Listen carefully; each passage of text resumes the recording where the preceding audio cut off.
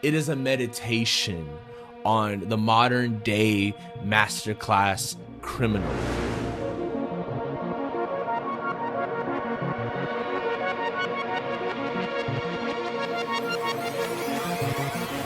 Good evening, ladies and gentlemen. My name is Isaac Joel, and you are listening to The Critics, and it's so good to be back.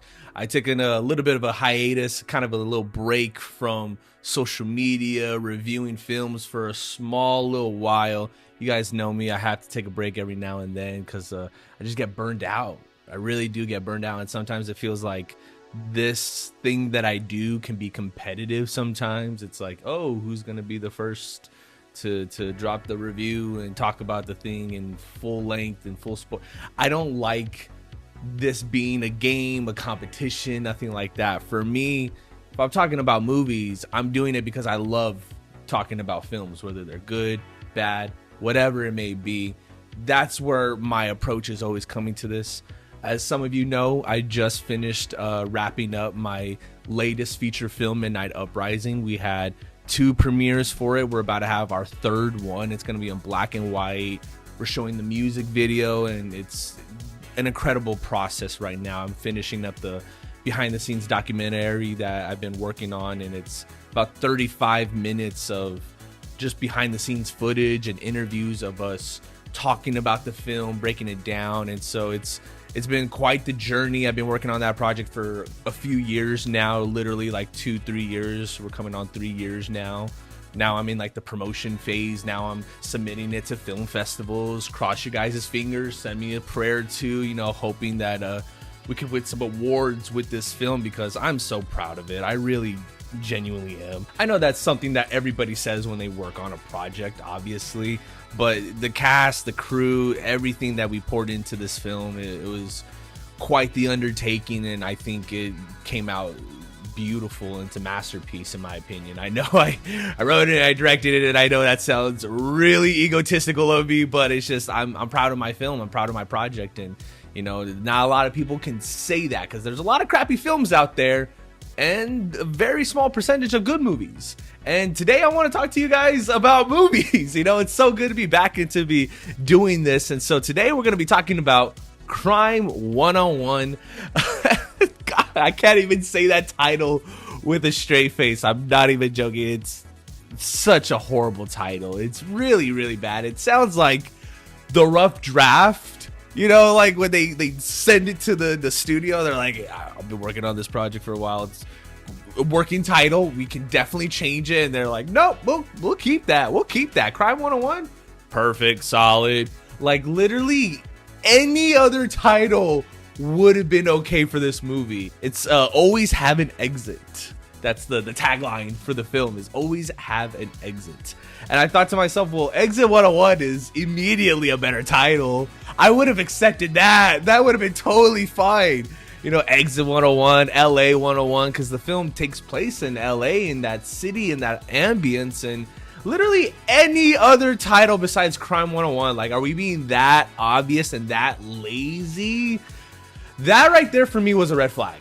So I walked into this movie with very low expectations. One, Amazon MGM. Just so you guys know too, for those people that don't know out there, the difference between Amazon MGM Studios and Amazon Prime. Prime is like the direct to streaming kind of bullcrap that you get. I just recently watched Mercy, and that was not good. Let's just leave it at that. Amazon Prime has this very low quality, kind of lazy Netflix even format. Matt Damon was talking about this on the Joe Rogan podcast, where they kind of write the scripts based off the algorithm, and it's like a TikTok audience, and it's for people that aren't really paying attention and on their phone scrolling the whole time. And so those are like lazy background movies basically on Amazon Prime. MGM Studios was once its own studios, but they got bought out by Amazon. So now it's kind of like a parent company. So it's Amazon MGM Studios. So it's like, I still take it with a grain of salt. However, MGM still maintains its quality, still maintains its film-esque style. And for that, you're getting some level of seriousness with this movie. And I like I said, I walked in with very low to little none expectations on it because of that title. That title was just a complete turnoff for me. I didn't even watch a trailer. I didn't really look into it because it just was like, oh, man, not gonna be good. Not gonna be one of those movies that you're gonna want to talk about and brag about, or tell your friends. I'm really happy to tell you guys I enjoyed this film.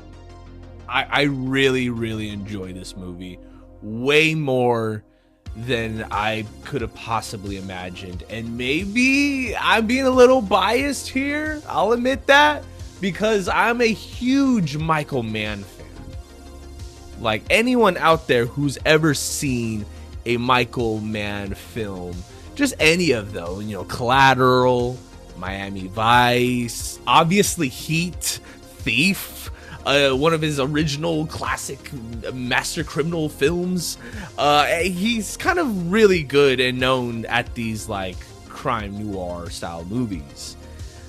And I believe right now they're working on Heat 2 with a whole new cast. Leonardo DiCaprio and so many more actors are probably going to be part of that. But this is not a Michael Mann film, but it is in the style of that. It is written, it is shot, it is exactly that kind of style on screen once again. It's almost like its own genre at this point, which is kind of cool. I love movies about master criminals.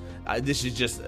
Again, I'm really biased on this because even I'll admit I'm writing a script. I've been writing a script for like 5 years that's low-key kind of about this kind of side of the world, just criminals. And I'm very fascinated. I've always been fascinated by criminals, the way they think and the psychology that goes into that. Breaking Bad, Sopranos, those are two of my favorite all-time TV shows.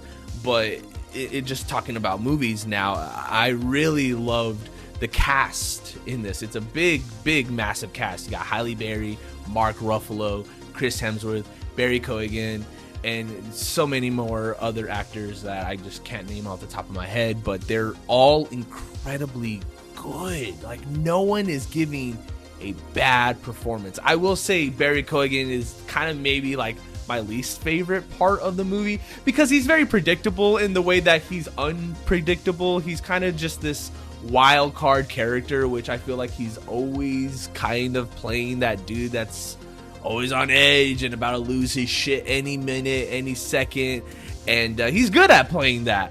And I felt like even watching this, like, oh shoot, I want to see what he would do with the Joker, like legitimately, passionately do with that character, and not just be behind bars and just giving weird dialogue with his eyes.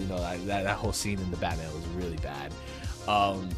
But he's a good actor. I don't hate him, I don't love him, but he's kind of the least memorable, I think, in this film. And that's not saying very much because everyone else is just, like I said, really on top of their A game. Obviously, we got a whole cast list of Marvel superheroes and DC. I mean, wait a second, Barry was even in Eternals. Actually, what am I saying? Yeah, exactly. They're all Marvel heroes, and I hate bringing that up, but it's like, elephant in the room. Kind of have to address that. Some of these people have been on screen together, some of them haven't.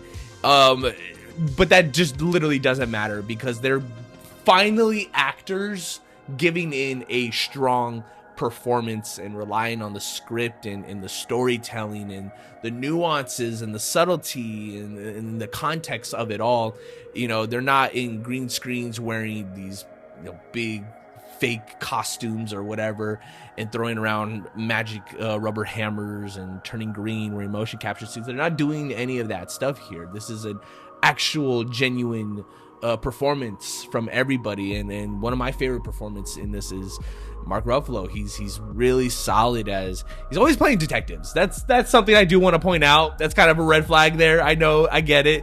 Every movie he's playing a cop or a detective that's either on the edge or trying really hard. It's you've seen it done before, but he's the only one that's actually been in a Michael Mann film.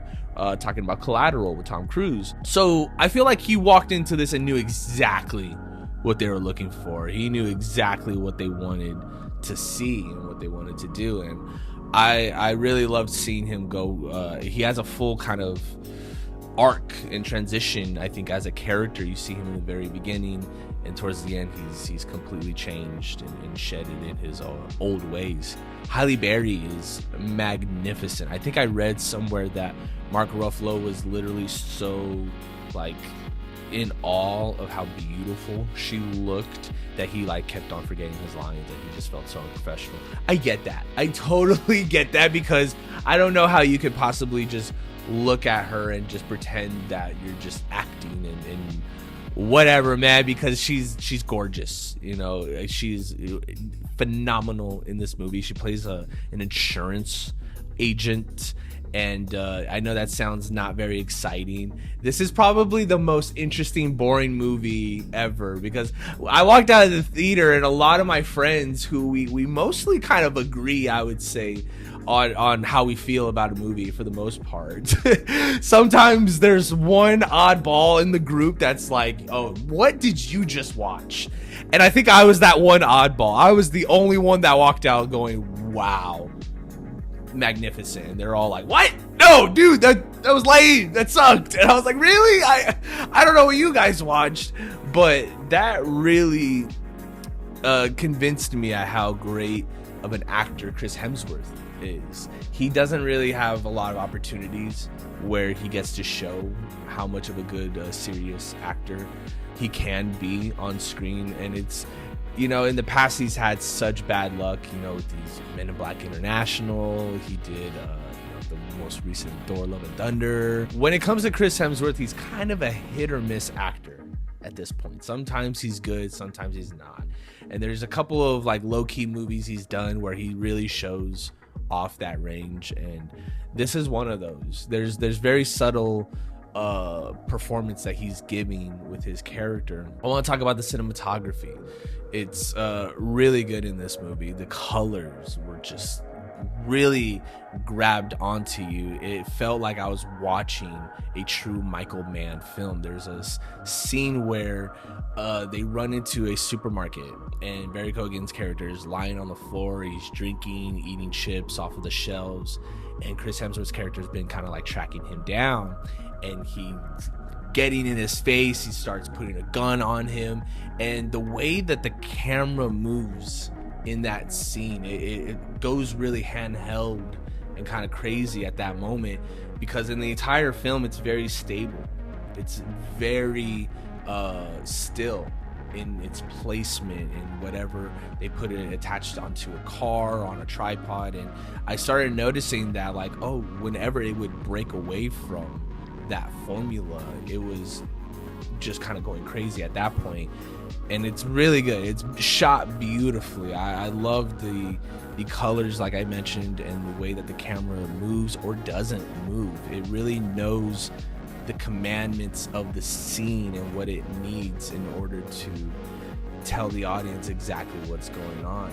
I love watching criminals plan the entire thing out, do the kind of stakeouts and track each other down. They're putting tails on each other's cars, and so there's a lot of kind of back and forth going on in the film. And I believe it's like damn near close to 2.5 hours. It is kind of a long film. And like I said, this is the most awesome, boring movie you'll ever see.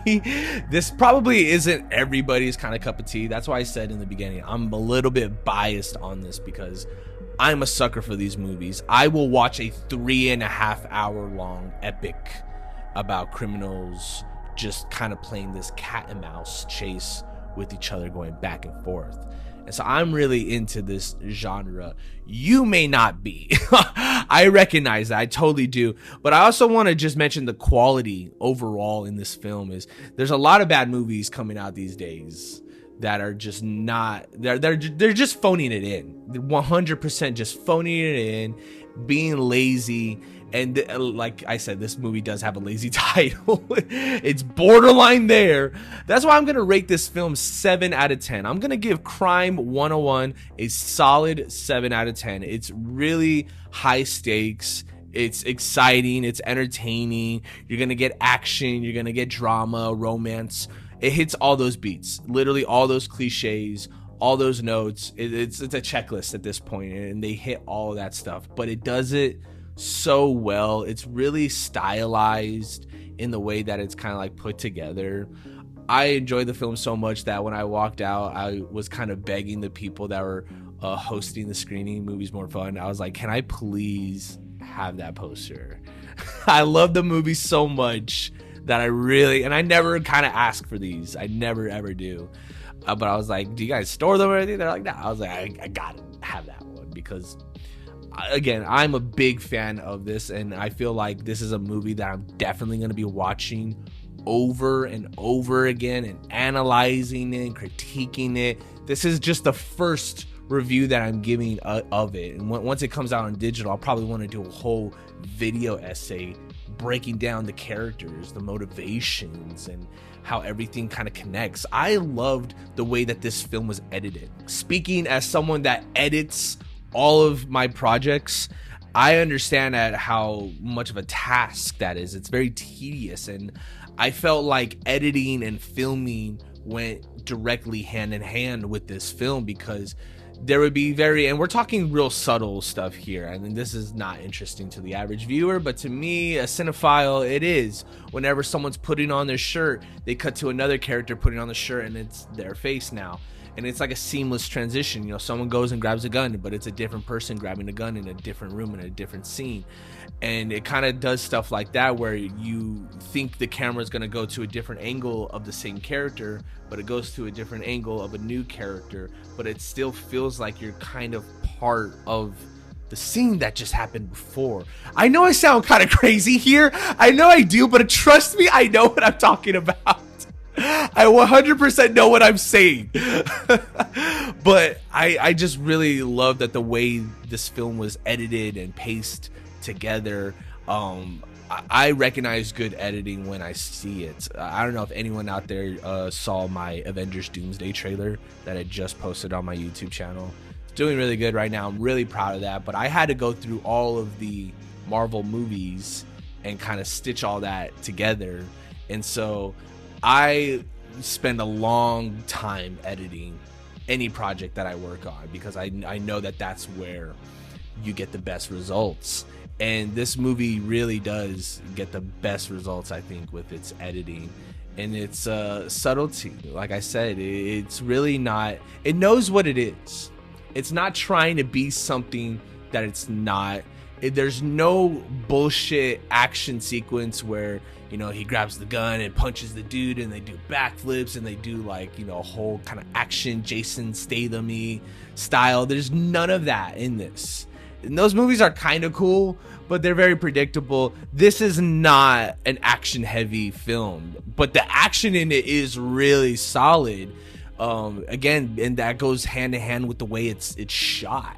There's so many incredible sequences where Barry Keoghan's character wears a motorcycle helmet, and again, I'm biased because I love motorcycle shit. I really, really do. And he's riding it, and the camera will be like connected right onto him, or like whenever he puts his kickstand down, the camera's attached to the bike, and it goes tilted with him, and you see him walk off in the distance. I love the thinking and the process behind all of these shots, because it just really feels like every single shot is thoroughly planned out. And so, I mean, it is basically borderline a cliche crime thriller. It's right in its title, man. Like, God, they couldn't find any other title for that. It loses 3 points because of that. It truly, truly does. That aside, I like long, boring movies. I'm guilty of that. If you're not a fan of that, you probably will not like this movie. If you're looking for something that's like an hour 50, you know, quick kind of heists, this is not at all what you're looking for. Nothing like that. It is a meditation on the modern day masterclass criminal. And I love that. It's so simplistic, the way that they're stealing the diamonds, and how Chris Hemsworth's character has to lay low and not give off his real name. Everyone that he talks to, he just gives them a fake name. He meets a girl in the film, and he's trying to get attached to her. He wants to let her into his life, but it's so difficult for him because no criminal can do that. You know, it's that old saying in Heat: if you're not ready to walk out of something in like 30 seconds or less, then you can't be attached to it. And so that's just kind of like the basic motto for any thief, for any criminal. And so he wants to bring her in, but he's not allowing that side of him, not until the very end. I do have some complaints about the ending of this film. It feels like there's 5 different alternative endings, and they literally just could not decide. This is where the editing lost me. This is where they felt like they were just kind of like phoning it in, like, just put everything we shot in there, just everything. And not everything you shot needs to be in the film. My real only complaints come to the very tail end. It just felt like they didn't know how to wrap up the story. There were so many different ways they could have done it that every time something happened the next, I was like, okay, it should have ended 5 minutes ago, should have ended 10 minutes ago. Where are we going with any of this? And it kind of felt a little empty because of that. It doesn't really focus on Chris Hemsworth's character's ending and finale as much as it does on the other lesser characters, his girlfriend, Mark Ruffalo, Halle Berry's character. And that's cool. I do think I recognize what they're doing with that, but we spent so much time invested in him that it feels like he's just gone, and that's just kind of the end of his story. It just felt a little bit empty in that, and so I recognize that, and I think it loses some points because of that for me. And so I give it a solid 7 out of 10. I don't know if my thinking or viewing will change with a couple more rewatches on it, but I do highly recommend, if you have time and want to check out Crime 101. It's one of those movies that, for me, as a filmmaker, as a writer, as someone that's really big into this genre, it really resonated with me. And I really appreciated its style and its homages and all of the references that they were talking about. There's even the moment where they're going on talking about movies. They're talking about Steve McQueen and all of his films and the cars he's driven. And again, just someone that's a cinephile, I feel like you'd really enjoy those conversations. And Mark Ruffalo and Chris Hemsworth, they're really great together as actors. They have such strong chemistry, and their characters are, this is the Heat formula coming in. They do not interact with each other a majority of the film until the very end, until the final conclusion and act comes in. And that's when their characters finally come in, and it's such an intense moment because, and I'm not spoiling anything here, they just don't know who each other are. He doesn't know that he's a cop, he doesn't know that he's the criminal, but they're in the same room together doing this exchange, and they're just waiting for each other to kind of expose who they are or who they aren't. And I love those tension moments that really start to rise up, and you're just on the edge of your seat. There were so many moments throughout this movie where I was just literally having to go to the edge of my seat and like, okay, what's gonna happen next?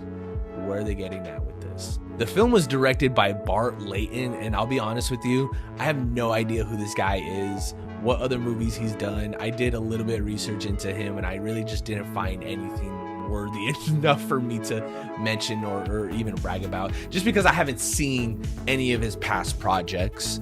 And maybe now is a good opportunity for me to dive a little bit more into his work. But I'm hoping that this film, Crime 101, does something for this guy in his career, and it kind of sets him off a little bit because he wrote it, he directed it, and I love that. I really, really do. It easily could have been anyone else's script, but it was his vision, and I saw it all the way through, and I really appreciated what this film kind of brought, I think, to the genre, and reminding us what this genre can be when it's functioning at its highest capacity. I'm very interested to hear what it is you think about this film. If you get a chance to check it out this weekend, or if you've already seen it, please let me know in the comments below. Let me know if I'm insane, if I'm crazy, and you're like, Isaac, this movie was so lame, it was so dumb because yada yada. Literally put me in my place. I want you guys to let me know in the comments that, like, what it is that I'm seeing and what it is you're not seeing.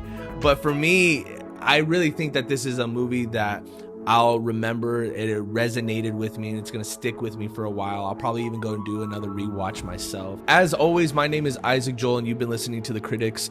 Don't forget to like and subscribe to this channel. I'm going to be doing a lot more of these reviews again. I'm coming back. Thank you so much, guys, for listening. I'll catch you next time.